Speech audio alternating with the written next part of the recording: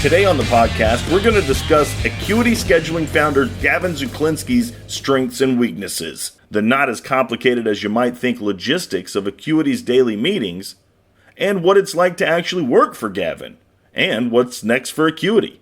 This episode's information-packed and more than a little entertaining too. So stay right here with us on the Peak Performers Podcast.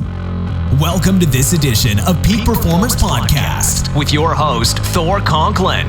Thor will be sharing the necessary tools, strategies, and psychology you'll need to become a peak performer in any area of your life or business. So what's next in the business? Man, that is a hard question.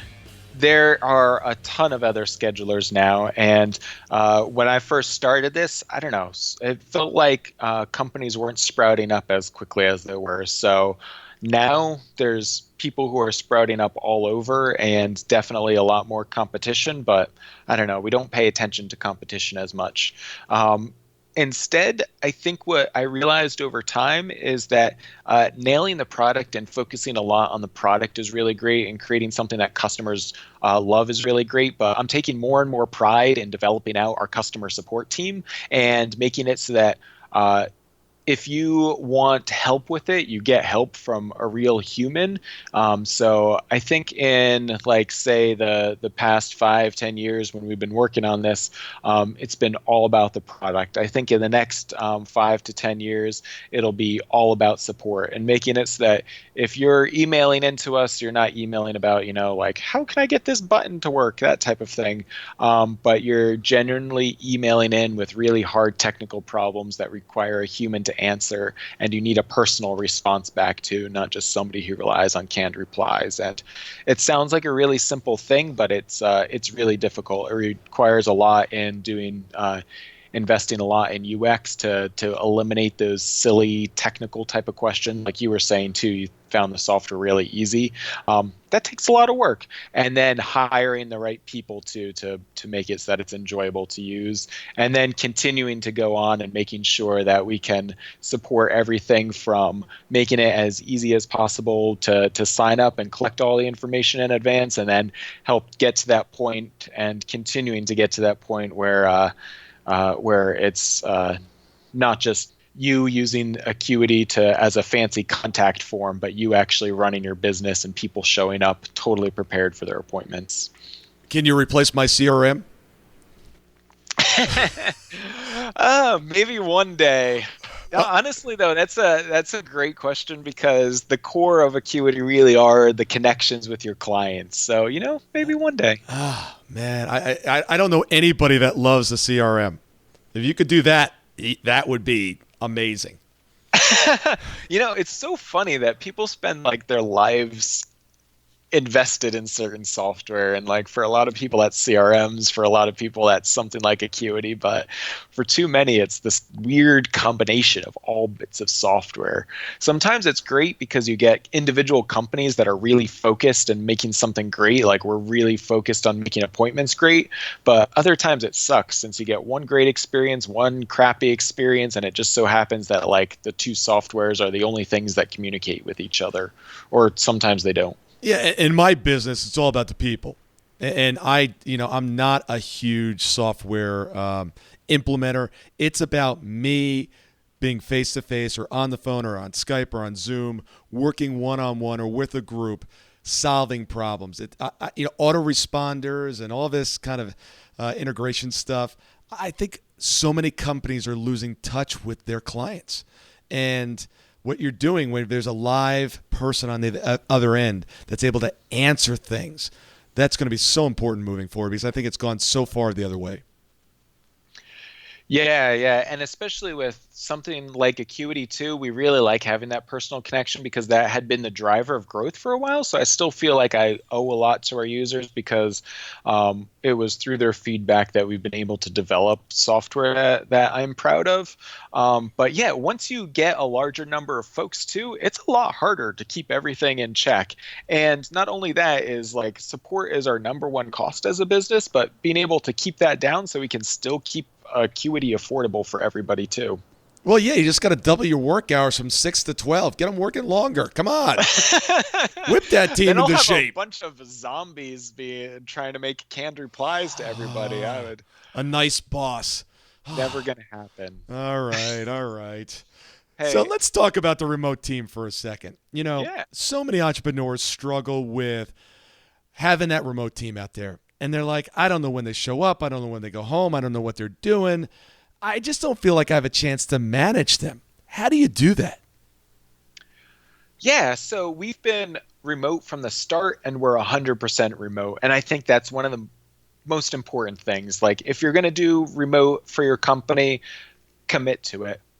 If you're having some people show up and then some people not, you pretend that everybody that shows up is a remote employee, that you're all on, chat or some other way to communicate. And that way there's a consistency in communication, because once you get down with remote employees, we found the number one thing has been making sure that you can communicate with every single person really clearly and everybody's on the same page. So we do a couple of simple things like when people start out their day, just sign on and say hello. And when you're ending, say goodbye. That way, when you can actually talk to them too. Just because sometimes it's difficult. You don't know if somebody is actually there or if they stepped away from their computer or not, or when you should expect them. So the simple things like that help. And then having good tooling. I feel like it would have been really difficult a decade ago to do remote, but now we have things like we use Slack to do our chat throughout the day. That way people can be working on things and still chatting. It's a little bit more asynchronous. It's not like somebody is bugging you on video. But when we do have to get to video, we do daily meetings every single day, and we do our meetings through Google Hangouts.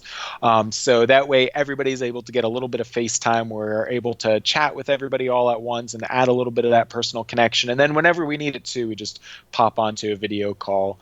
And then our software too that we use for support handles workflows and being able to assign things around and communicate really well between people.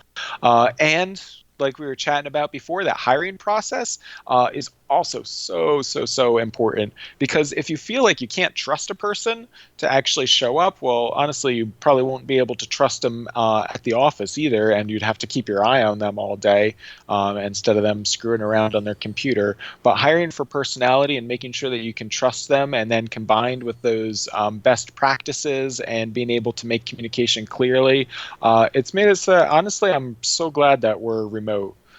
Recently, I moved from New York City to Pennsylvania, and it hasn't changed a thing with how anybody else operates, and it has made me a little bit happier too with our new baby, to have more space. And the only way that I've been able to do that is by having a remote company from the start.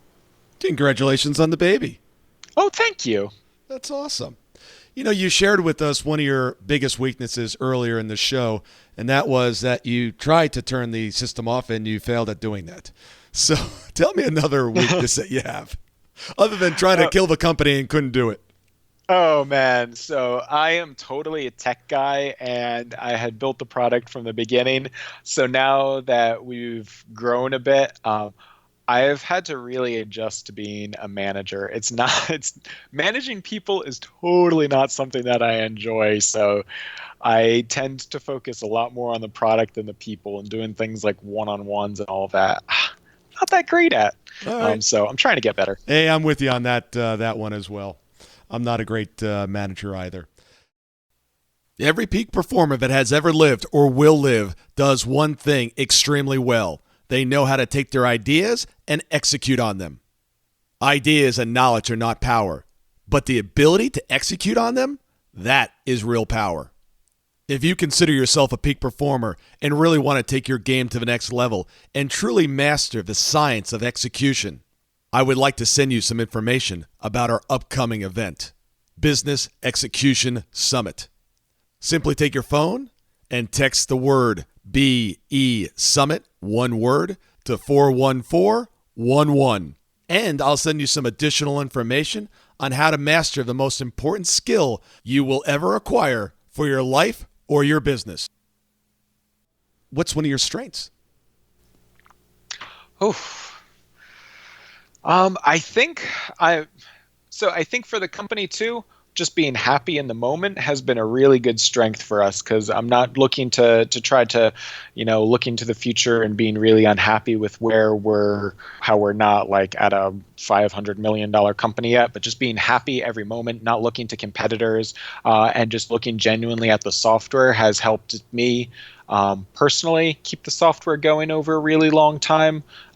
Being happy along the way has helped keep me motivated. And just we've had competitors rise up and competitors die in that time, and they normally flare out because they're trying to do too much too quickly, or flailing around trying to find their mark. And by being happy in the moment, I don't know, it has just kept me motivated and has kept me focused on our customers instead of trying to do anything silly to try to grow too quickly or get revenue too fast. I want to touch base on the thing that you mentioned just previously about the daily meetings with the team. What's the length of time for those meetings? What time of day do you do them? And how do you schedule that if you've got people in different time zones? Yeah, so we do 30-minute meetings at most, because meetings are the most expensive thing, and you get all the people around, and I start to nod off after like 15 minutes if a meeting is too monotonous too. So anyway, 30 minutes max, and it's at 1 p.m. Eastern time. We have people in Europe, Greece and Scotland and everything, so that's right about the end of their day. And then we have people on the West Coast, Washington State, Seattle and everything, and that's sort of at the start of their day too. So 1 p.m. Eastern has turned out to be the sweet spot for the meeting. If we ever expand into having folks in Australia, totally going to have to rethink that one. 2 meetings a day. It's going to have to be, or else somebody's doing a meeting at midnight their time. That's right. I don't want to do that to them. Yeah, I mean, you already give them a 6-hour work day. What are you going to give them, like cars or something? What else are you going to do for them? You're like the best boss ever. Well, thank you. You're making me look bad, by the way. My team's going to edit this and go, hey, where's our 6-hour work day?